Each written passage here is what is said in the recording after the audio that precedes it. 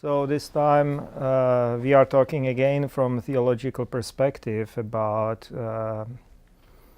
current issues in politics and in news. And being coming originally from Europe, I was really kind of surprised that American president was retweeting and supporting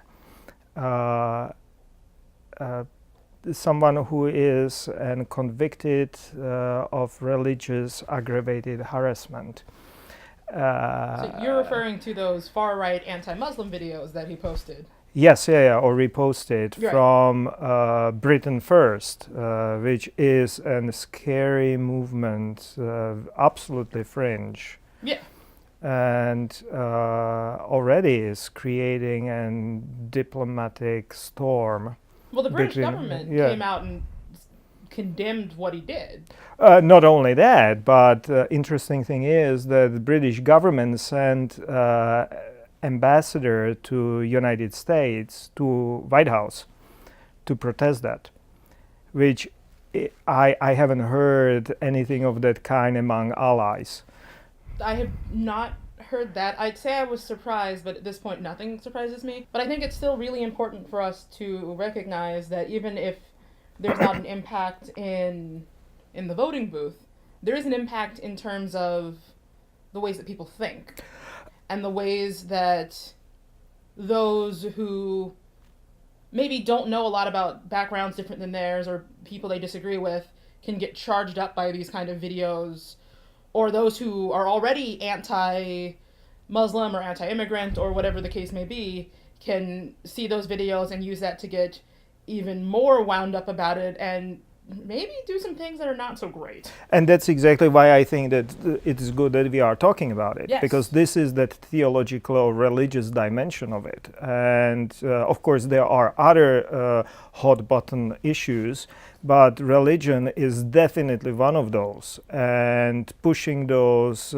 incendiary themes and stories is really very, very dangerous. I think it is not a coincidence that these people are being prosecuted in Europe because of that long history of really recognizing how dangerous it is to play with religion in that continent. Right. You mean the people who are making the videos are being Yeah. They are being prosecuted for other criminal acts. But this is definitely being paid attention to, and people recognize that this is extremely dangerous. Yes. And you know, out of any religion, you can lift up some really fringes and show that every religion is somehow throughout the history implicated in violence and acts which are undefendable, Yeah. including Christianity. Absolutely, including Christianity. I've had lots of conversations with people over the years about whether or not religion or belief can make somebody violent. If there's something about different religions that call people to violence.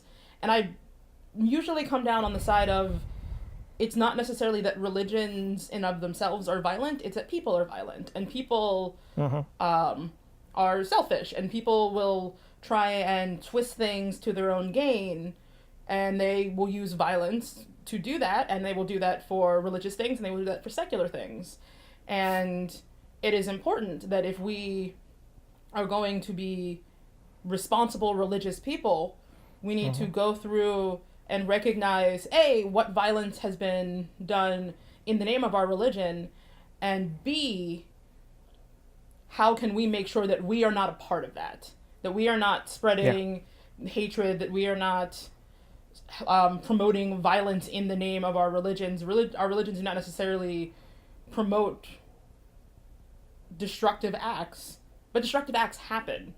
And so we need to make sure that we are using our beliefs and our theologies as a moral guide towards peace, towards understanding, towards having conversations and trying to understand people who are different than us and maybe believe different things than us. And not just pointing fingers and saying you are bad or you are violent, as if as if A, that's not hypocritical, and B, that's what we're called to, because it's not. And the other thing is that at least one of those videos was absolutely taken out of context. I mean that that one video, I haven't seen it, but I read about it, and that's that one video which is